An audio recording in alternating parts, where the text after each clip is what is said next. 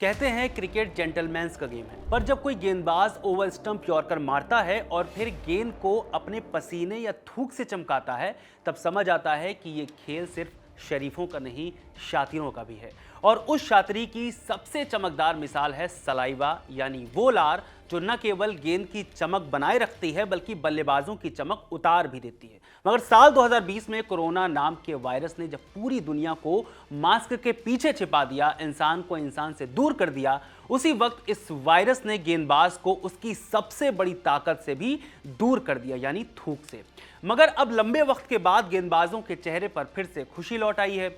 उन्हें अपने natural process के तहत फिर से थूक लगाने की परमिशन मिल गई है। ऐसे में सवाल है कि गेंदबाजों को गेंद में थूक लगाने से ऐसा क्या मिल जाता है, वो कैसे गेंद को ज्यादा बेहतर फेंक पाते हैं।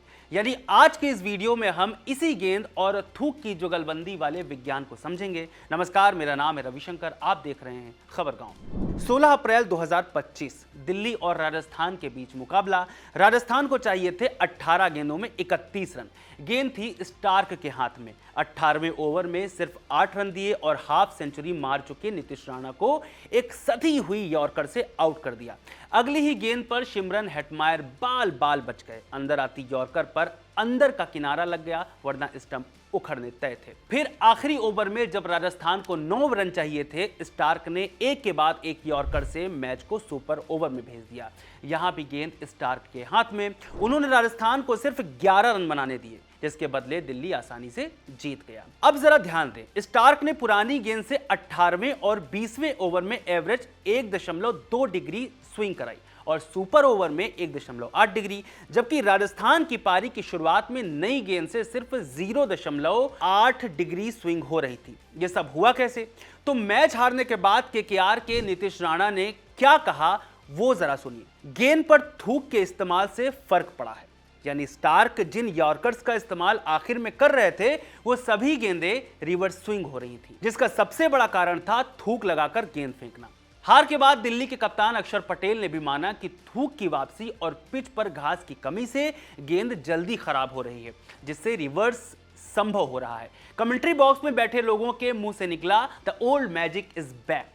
ESPN क्रिक इन्फो के डेटा बताते हैं कि थूक और रिवर्स स्विंग की वापसी ने डेथ ओवर्स में यॉर्कर को फिर से हथियार बना दिया है। सीजन दर सीजन फास्ट बॉलर्स की इकोनॉमी बढ़ी है, लेकिन इस साल पहली बार यॉर्कर और फुल लेंथ की गेंदें शॉर्ट लेंथ गेंदों से ज्यादा किफायती साबित हुई हैं।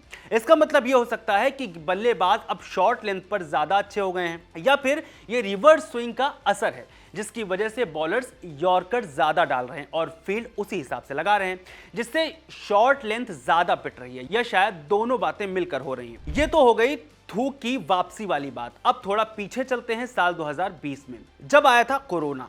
जब एक दूसरे के टच में आना पूरी तरह से मना हो गया था, तब आईसीसी ने गेंद में थूक और पसीना रगड़ने से बिल्कुल मना कर दिया था। जब आईसीसी ने यह फैसला लिया तो क्रिकेट गेंद बनाने वाली कंपनी कुकाबुरा ने एक बड़ी घोषणा कर दी थी। कुकाबुरा ने कहा था कि वो एक ऐसा वैक्स एप्लीकेटर तैयार कर रही है जिससे खिलाड़ियों को गेंद को चमकाने के लिए पसीने या थूक की जरूरत नहीं पड़ेगी, यानी गेंद पूरे मैच में चमकदार बनी रहेगी। जिसे लेकर रिवर्स स्विंग के सबसे माहिर गेंदबाज माने जाने वाले वकार यूनुस ने कहा, बतौर तेज गेंदबाज मैं आईसीसी की इस सोच का विरोध करता हूं, क्योंकि गेंद पर थूक या पसीने का इस्तेमाल एक नेचुरल प्रोसेस है, एक आदत जिसे आप नहीं रोक सकते। जाहिर है, अगर वैक्स से ही गेंद की चिकनाहट बनाई जा सकती है तो बहुत पहले हो जाता। जबकि हम आज भी पुराने मैच याद करते हैं तो वो तस्वीरें याद आती हैं जब सचिन तेंदुलकर या राहुल द्रविड़ अपने टी शर्ट या लोवर में गेंद घिसते नजर आ जाते थे, क्योंकि कप्तान सौरव गांगुली गेंद चमकाने के लिए हमेशा इन्हीं दोनों को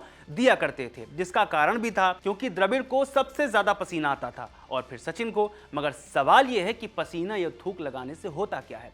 दरअसल गेंद रिवर्स स्विंग तब होती है जब एक तरफ की गेंद बिल्कुल चिकनी हो और दूसरी तरफ थोड़ी खुरदुरी।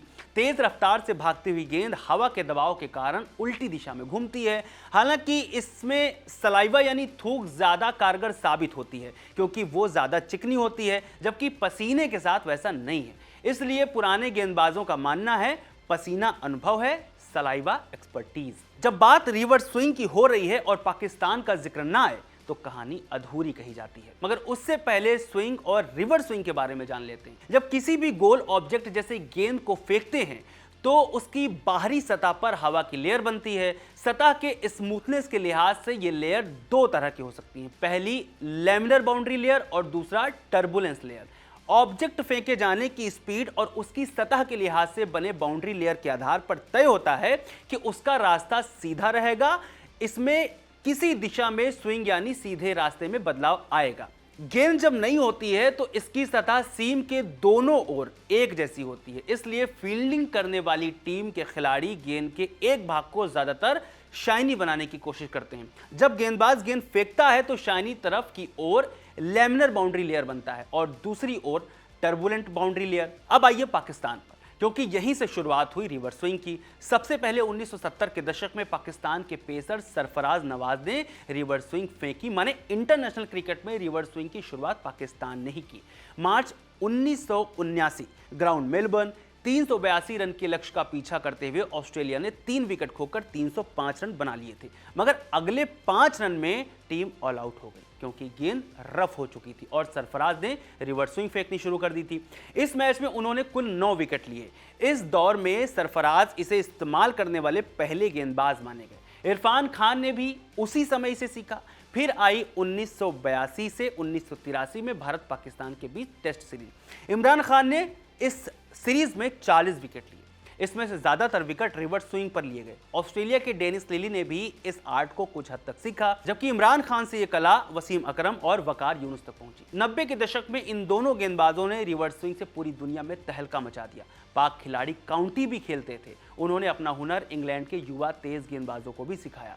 वसीम अकरम और वकार यूनुस, इन दोनों ने 90 के दशक में दुनिया को दिखाया कि गेंद सिर्फ सीधा नहीं उल्टा भी घूम सकता है, बस सही देखभाल चाहिए। सलाइवा, रफ्तार और आर्ट, इन 3 चीजों से इन्होंने बल्लेबाजी को नाच नचा दिया। फिर इसी स्टाइल को बाद में Zaheer Khan, Shoaib Akhtar, Mitchell Starc, Anderson, Mohammed Shami और अब बाकी गेंदबाजों ने अपनाया। जब हम बात रिवर्स स्विंग की करते हैं तो सलाइवा को सबसे मुख्य हथियार मान लेते हैं, मगर आज के दौर में सबसे बेहतरीन रिवर्स स्विंग कराने वाले गेंदबाज मिचेल स्टार्क इसे एक मिथक मानते हैं। वो कहते हैं, मैं थूक का इस्तेमाल नहीं करता, मुझे लगता है कि ये एक मिथ है। कुछ लोग कसम खाते हैं इस पर, लेकिन मुझे नहीं लगता कि पसीने और थूक में कोई फर्क होता है। हाँ, रेड बॉल पर शायद फर्क पड़ता हो, लेकिन मुझे नहीं लगता कि व्हाइट बॉल पर इसका कोई असर होता है। शायद ये वही वाली बात है कि जो एक के लिए काम करे वो दूसरे के लिए ना करे। लेकिन सच्चाई ये भी है कि थूक की मदद होने के बावजूद हर कोई रिवर्स स्विंग नहीं निकाल सकता। उससे भी कम लोग हैं जो लगातार यॉर्कर फेंकने की ताकत और एक्यूरेसी रखते हों। इसके लिए जबरदस्त कंधे की ताकत, मजबूत कमर और घुटनों की स्टेमिना चाहिए होती है। ये एक साइंटिफिक लेवल की एक्यूरेसी मांगता है, क्योंकि गेंद 1 इंच ज्यादा होगी तो फुल टॉस बन जाएगी और 1 इंच कम हुई तो शॉर्ट बॉल हो जाएगी। इसके अलावा स्पीड भी बहुत जरूरी है। जितनी तेज गेंद उतनी ही ज्यादा हवा का दबाव और उतनी ही तेज स्विंग। इसलिए यह कोई इत्तेफाक नहीं कि इस कला के उस्ताद बॉलर 140 के ऊपर की स्पीड रखते हैं, जैसे स्टार्क, बुमराह और मोहम्मद शमी। फिलहाल आईपीएल 2025 में रिवर्स स्विंग का इस्तेमाल जमकर हो रहा है। क्या इसे मान लिया जाए कि बीसीसीआई ने आईसीसी को सलाइवा टेस्ट के लिए एक परीक्षण केंद्र दे दिया है, ताकि यहां से सबक लेकर आईसीसी भी इसे अपने स्तर पर शुरू कर सके? अगर ऐसा हुआ तो टेस्ट क्रिकेट में गेंदबाजों का दौर फिर से लौट सकता है। इस वीडियो में फिलहाल इतना ही। आपको क्या लगता है हमें कमेंट करके जरूर बताएं। खबर गांव को सब्सक्राइब जरूर करें। शुक्रिया।